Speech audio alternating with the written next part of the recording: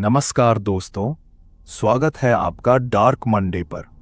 आज हम लेकर आए हैं एक सच्ची और डरावनी कहानी, शापित गांव, जहां विक्की और निशा ने उस रहस्य को उजागर करने की कोशिश की जिसे सुनकर ही रूह कांप उठे।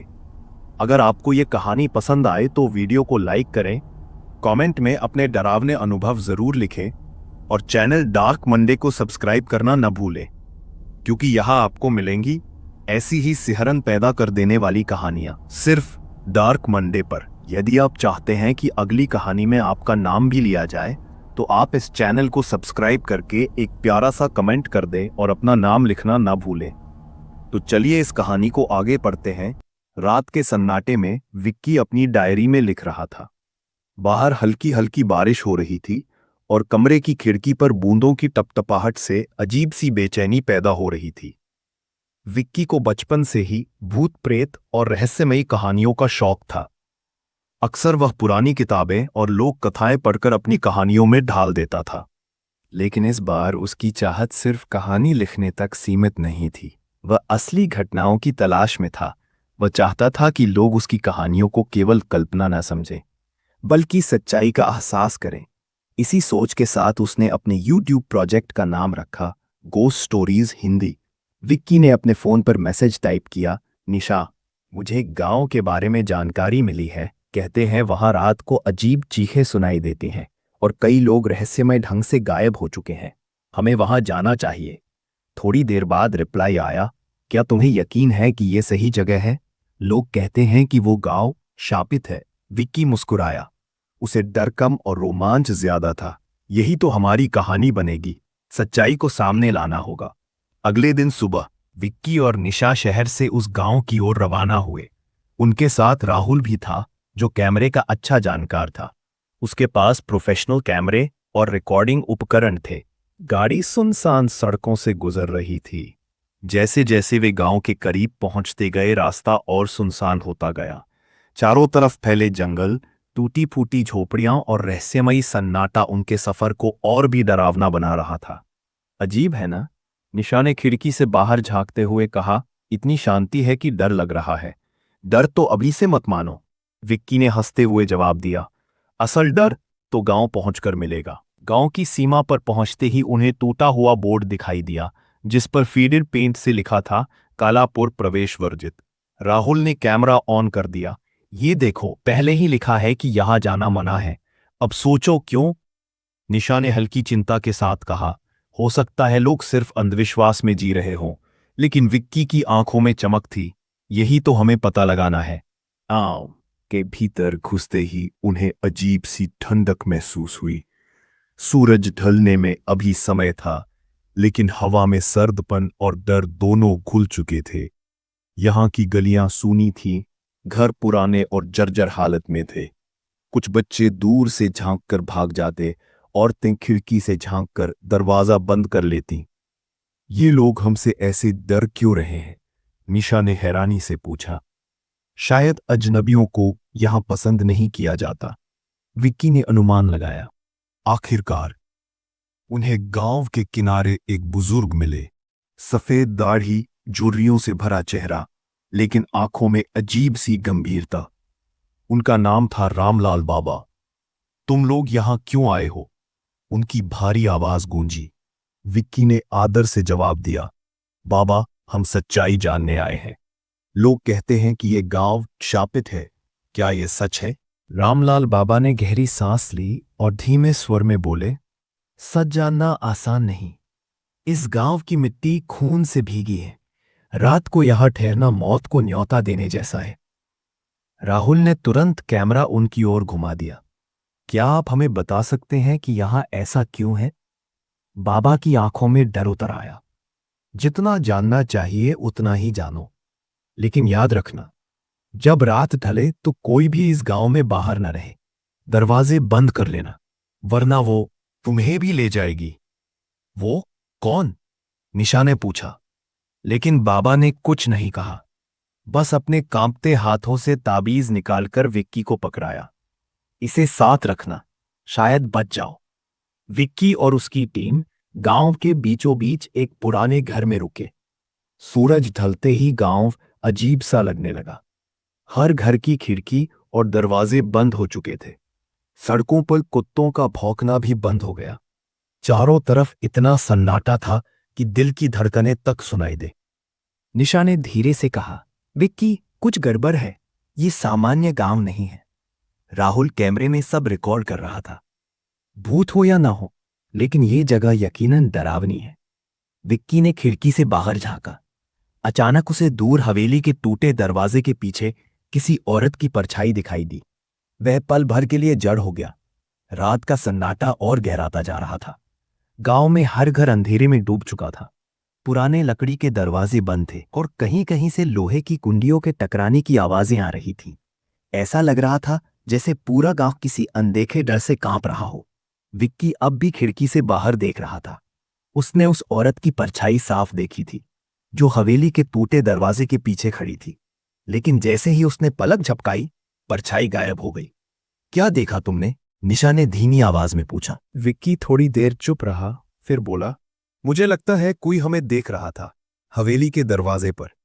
राहुल तुरंत कैमरा लेकर खिड़की की ओर भागा। उसने बाहर की ओर कैमरा फोकस किया, लेकिन स्क्रीन पर सिर्फ अंधेरा था।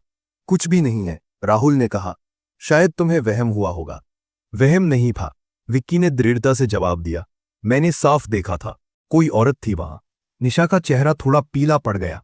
क्या वो वही जिसके बारे में रामलाल बाबा इशारा कर रहे थे? कमरे का माहौल और भारी हो गया।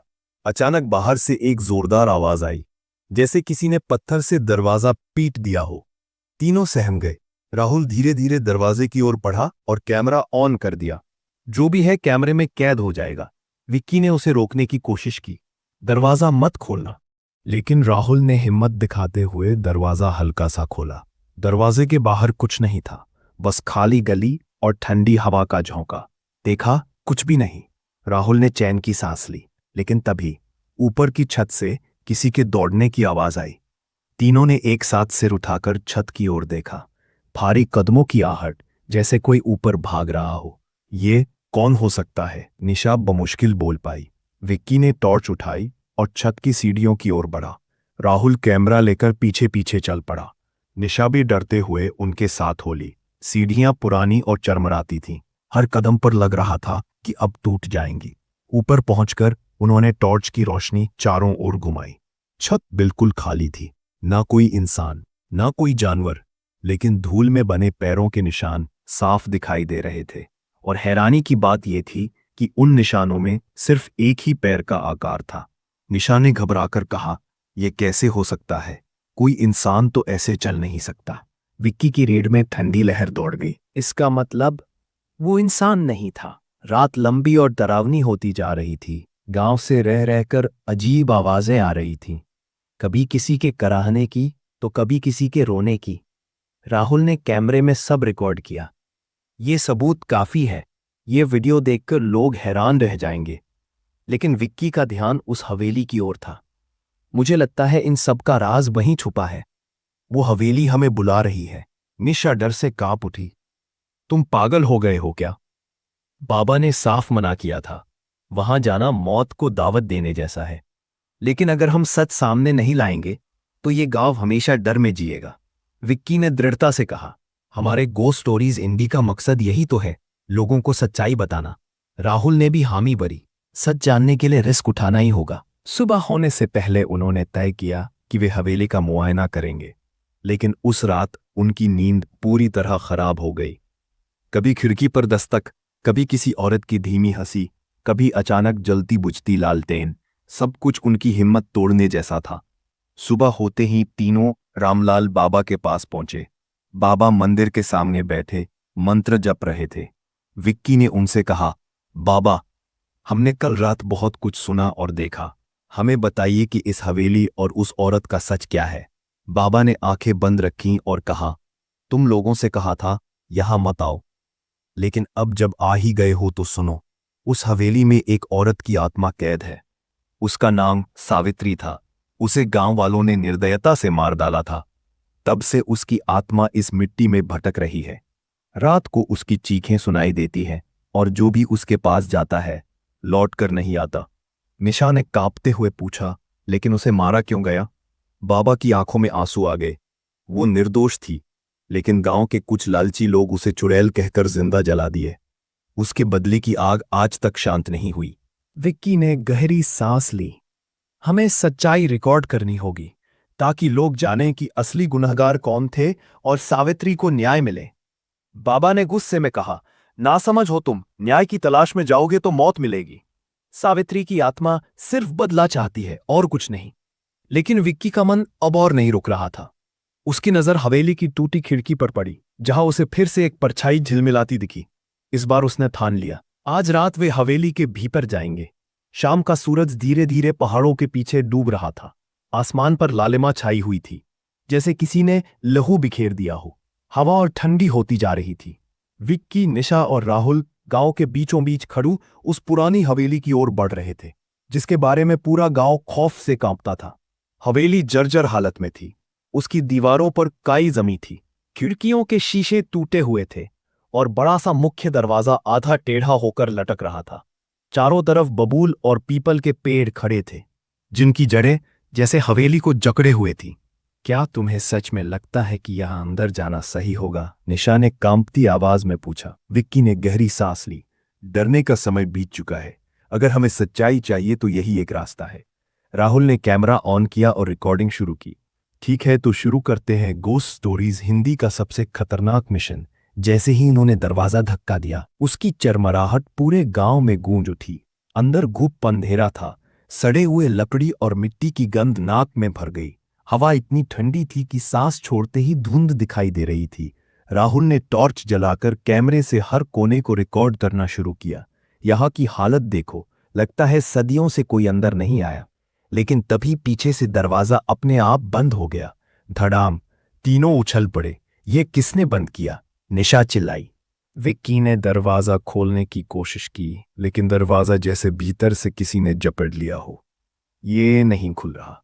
राहुल ने कैमरा नीचे कर कहा, इसका मतलब अब हमें बाहर निकलने का कोई रास्ता नहीं मिलेगा जब तक ये हवेली हमें खुद न जाने दे। निशा की धड़कन तेज हो गई। ये कैसी जगह है?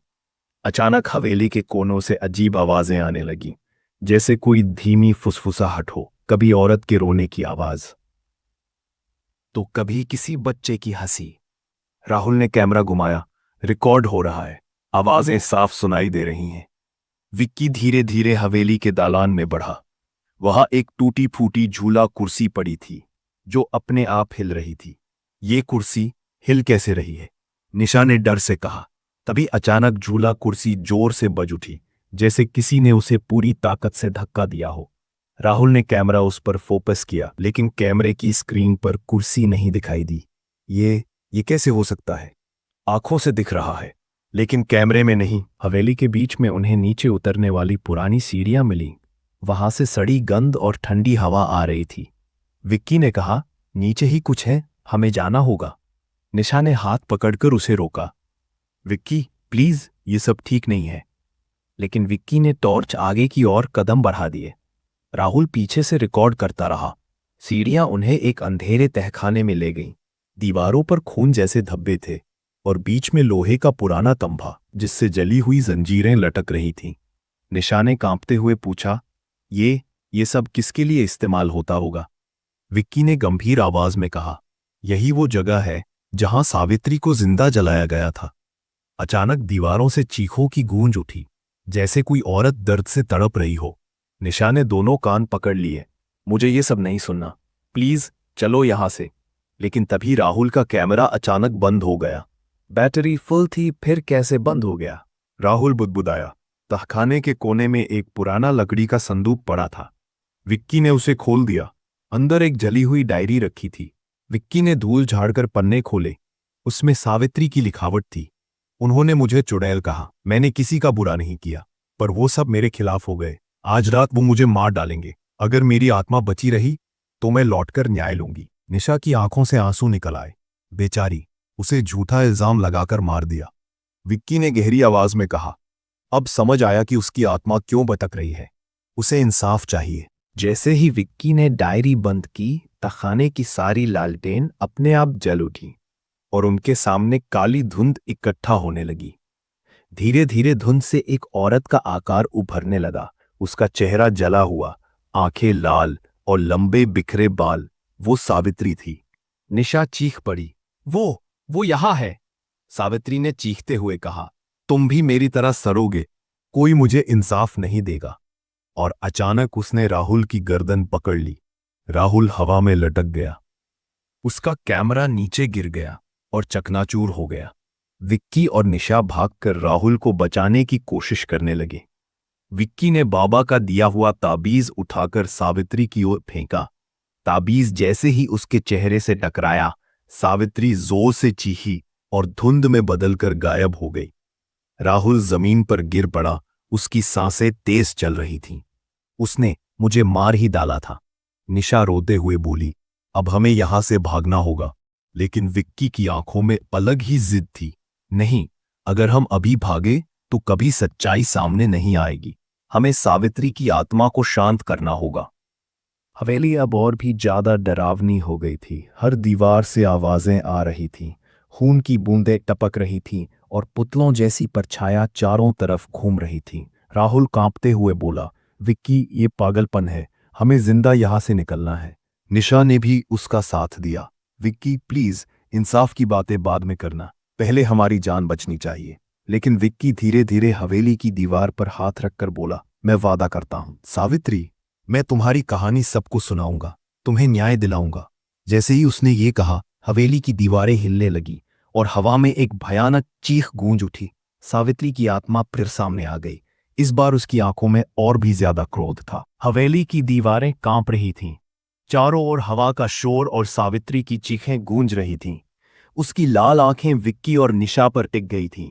राहुल जमीन पर पड़ा कांप रहा था, लेकिन उसकी सांसें अब धीरे धीरे सामान्य हो रही थीं। वो शांत नहीं होगी। राहुल हकलाते हुए बोला, वो हमें मार डालेगी। विक्की ने हाथ में डायरी कसकर पकड़ ली। नहीं, उसे इंसाफ चाहिए, यही उसकी आत्मा की परख है। निशा रोते हुए बोली, इंसाफ? लेकिन कैसे? वो तो सिर्फ बदला चाहती है। विक्की ने डायरी के बचे हुए पन्ने पलटे। वहां सावित्री की जिंदगी का सच लिखा था। मेरा कसूर सिर्फ इतना था कि मैंने गांव के जमींदार के लालच का विरोध किया। वो मेरी जमीन हड़पना चाहता था। जब मैंने मना किया तो उसने पूरे गांव में मेरे खिलाफ अफवाह फैला दी। लोगों ने मुझे चुड़ैल कहा। उस रात उन्होंने मुझे बांधकर इसी तहखाने में आग लगा दी। मेरी चीखें आसमान तक पहुंची, लेकिन किसी ने मदद नहीं की। निशा की आंखें भर आई। बेचारी निर्दोष होकर भी जलकर मर गई। विक्की धीरे से बोला, इसीलिए उसकी आत्मा भटक रही है। जब तक सच सबके सामने नहीं आएगा, वो चैन से नहीं सो पाएगी। सावित्री की आत्मा धुंध में घूम रही थी। उसकी चीखें और तेज हो रही थीं। अचानक लाइट टिमटिमाने लगी। हवेली के तहखाने में अंधेरा और गहराने लगा। जब रोशनी लौटी तो राहुल वहां नहीं था। राहुल! निशा चिल्लाई। कैमरा जमीन पर पड़ा था, लेकिन राहुल कहीं नहीं दिखा। विक्की ने टॉर्च घुमाई। तहखाने की दीवार पर खून से लिखा हुआ था, एक और, अब तुम्हारी बारी। निशा घबराकर विक्की से लिपट गई। ये उसने राहुल को ले लिया। विक्की ने खुद को संभाला। नहीं, अगर हमें राहुल को बचाना है तो हमें सावित्री की आत्मा से बात करनी होगी। वो हमसे कुछ कहना चाहती है। विक्की ने साहस जुटाकर जोर से कहा, सावित्री, अगर तुम सच में इंसाफ चाहती हो तो हमें अपना दर्द दिखाओ। हमें बताओ कि तुम्हारे साथ क्या हुआ। हवा अचानक शांत हो गई। धुंध गहरी हुई और सावित्री का चेहरा विक्की के सामने उभर आया। उसकी आंखों से आंसू जैसे बह रहे थे, लेकिन वो खून जैसे लाल थे। उसकी कराहती आवाज पूरे तहखाने में गूंजी, उन्होंने मुझे जला दिया, मेरी चीखों पर हंसे, मेरे शरीर को राख में बदल दिया, लेकिन मेरी आत्मा यहां कैद रह गई। जब तक मेरा सच सबको नहीं पता चलेगा, मैं किसी को चैन से जीने नहीं दूंगी। निशा ने कांपते हुए कहा, हम तुम्हारी मदद करेंगे, हम तुम्हारी कहानी सबको बताएंगे। सावित्री की आत्मा कुछ पल चुप रही, फिर बोली, अगर तुम सच में मेरी मदद करना चाहते हो तो मेरी राख उस जगह से निकालकर नदी में बहा दो, तभी मुझे मुक्ति मिलेगी। लेकिन सावधान, इस हवेली की दहलीज से बाहर मेरी राख ले जाना आसान नहीं होगा। वो लोग, वो दानवी साए तुम्हें रोकेंगे। जैसे ही सावित्री ने ये कहा, हवेली की दीवारों से दर्जनों काली परछाइयां बाहर निकलने लगीं। उनके चेहरे इंसानों जैसे थे, लेकिन विकृत और भयावह। वो हड्डियों की तरह पतले हाथ फैलाकर विक्की और निशा की ओर बढ़ने लगे। निशा चीख पड़ी, विक्की भागो। दोनों ने संदूक से राख से भरा एक छोटा घड़ा उठाया और सीढ़ियों की ओर भागे। परछाइयां उनके पीछे पीछे दौड़ रही थीं। हवेली का हर कोना अब जिंदा लग रहा था। दीवारें खून बहा रही थीं। छत से रस्सियां लटक रही थीं, जिन पर लटके हुए ढांचे झूल रहे थे। राहुल की चीखें हवेली के भीतर गूंज रही थीं, बचाओ, मुझे छोड़ दो। लेकिन उसकी आवाज पता नहीं किस दिशा से आ रही थी। जैसे ही विक्की और निशा सीढ़ियों से ऊपर पहुंचे, हवेली का नक्शा बदल गया। रास्ते लंबे हो गए, दरवाजे गायब हो गए और सीढ़ियां अचानक दीवार में समा गईं। निशा रोते हुए बोली, ये हमें बाहर नहीं जाने देगी, हम फंस गए हैं। विक्की ने घड़ा कसकर पकड़ लिया। हिम्मत रखो, सावित्री चाहती है कि हम उसका काम पूरा करें। हवेली हमें रोकने की कोशिश कर रही है, लेकिन हमें हार नहीं माननी। दोनों ने टॉर्च की रोशनी में रास्ता ढूंढने की कोशिश की। अचानक उनके सामने वही झूला कुर्सी आ गई, जो अब अपने आप हिल रही थी। उस पर इस बार कोई बैठा हुआ था, जला हुआ शरीर, आधा कंकाल और आधा मांस। उसकी खाली आंखों से काला धुआं निकल रहा था। निशा चीखते हुए पीछे हट गई। हे भगवान, ये क्या है? वो आकृति धीरे से बोली, तुम मुझे इंसाफ दिलाओगे या मेरी तरह जलोगे? विक्की ने कांपते हाथों से कहा, हम वादा करते हैं, तुम्हारी राख नदी तक जरूर पहुंचेगी। जैसे ही उसने ये कहा, आकृति कुर्सी से उठी और काले धुएं में बदलकर गायब हो गई। रास्ता अचानक खुल गया। दोनों किसी तरह हवेली से बाहर निकलने में सफल हुए, लेकिन बाहर का माहौल और भी भयावह था। पूरा गांव अंधेरे में डूबा था। हर घर के दरवाजे अपने आप खुल बंद हो रहे थे। पेड़ों से लटकती परछायां चीख रही थीं। निशा ने थरथराते स्वर में कहा, विक्की, ये गांव नर्क बन चुका है। विक्की ने घड़ा कसकर पकड़ा। अब सिर्फ एक कदम बाकी है, राख को नदी में बहाना होगा। लेकिन जैसे ही वे गांव की सीमा की ओर बढ़े, राह में फिर वही काली परछायां खड़ी हो गई। उनकी संख्या अब पहले से भी ज्यादा थी। और तभी हवेली से राहुल की आखिरी चीख सुनाई दी, विक्की, ना, नहीं। उसकी आवाज अचानक थम गई। निशा ने डरी हुई आंखों से विक्की की ओर देखा। राहुल शायद अब कभी वापस नहीं आएगा। विक्की के चेहरे पर दर्द और गुस्सा दोनों झलक रहे थे। नहीं, अगर हमें सावित्री को मुक्त करना है, तो हमें हर हाल में यह राख नदी में बहानी होगी। यही उसका न्याय है, यही हमारी आखिरी उम्मीद है। रात का अंधेरा अब और गहरा चुका था। आसमान पर बादल छाए थे और बिजली की चमक से गांव हर कुछ पल बाद भयावह रोशनी में नहा रहा था। विक्की और निशा घड़ा उठाए नदी की ओर बढ़ रहे थे, लेकिन उनके हर कदम पर लगता था जैसे कोई उन्हें देख रहा हो। हवा में सन्नाटा इतना भारी था कि दोनों की सांसों की आवाज तक साफ सुनाई दे रही थी। निशा कांपती आवाज में बोली, विक्की, मुझे डर लग रहा है, अगर हम नदी तक नहीं पहुंच पाए तो? विक्की ने घड़े को और कसकर पकड़ लिया। हमें पहुंचना ही होगा निशा। ये सिर्फ सावित्री की आत्मा को शांति देने की बात नहीं है, ये हमारी जिंदगी और राहुल का बदला भी है। जैसे ही दोनों नदी के किनारे पहुंचे, जमीन अचानक कांपने लगी।